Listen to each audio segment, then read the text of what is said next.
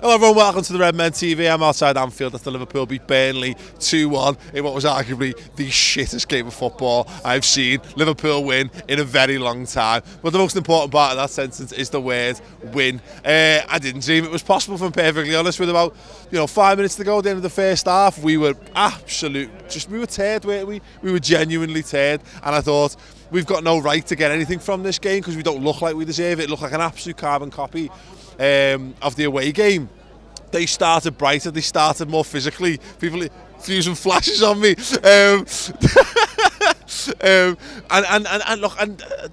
looked the better team. They caused us more problems, and when the goal went in, it wasn't like, oh my god, shock against the run of play. It was like, no, inevitability. It felt like their goal was coming, and all the credit to them. Very well worked goal, but just disappointing again. And you're spending the first half thinking, why does this keep happening? Why can't we defend? Why is a team that scored 8 goals away from home all season, it's got 2 points on the road, why does it look like they're going to get 3 points against us? And you know what, it's very hard to see how our goal goes in from the Cop end down to the Any Road end, of course, but the fact that we got that goal before half time, that changes the game, because this is the most base bollocks analysis you're ever going to hear, because if you get a goal before half time, it's a really good time to score, and it meant that we could go in at half time and go, okay, look, you were shit in the first half, be better in the second half.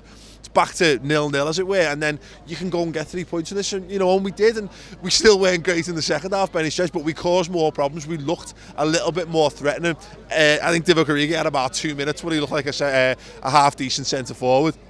And I say we maybe actually could have got another couple of goals to round it off, which would have been absolutely fantastic. But ultimately, like I say, based on that first half performance, I expected nothing from this game, nothing whatsoever. So the fact that we got it across the line and got the 3 points, and you could see how much it meant, because look, it was Lucas' time with 10 minutes to go, and he was boss when he come on winning headers, trying to set up goals while running through on goal. I don't know what that was all about, but you could see how much that 3 points meant, and how important it was for us to get across the line. And then, because we all went into this game, how many of us went into this game thinking, fuck beating Arsenal, there's no point in beating Arsenal if you can't beat Burnley? And I think everyone would have liked that to be loads more pleasant than it was. But you know what, at the end of the day, and what I said in the build to this on the podcast, because we've got a podcast if we've not mentioned that before, is that I don't want to get to the end of the season thinking about this match. I want to forget that we played Burnley, like we forget all the other games where we just win for whatever reason.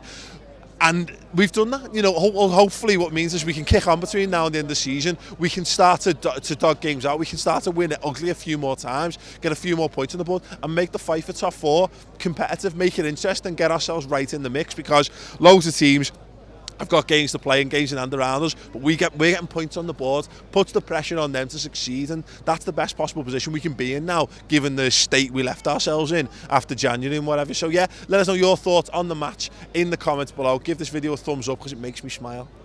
And also subscribe to the Redmen TV. Check out the rest of the videos. Chris, we'll be doing something from the studio, that's probably up. Thanks for watching. Ta-ra.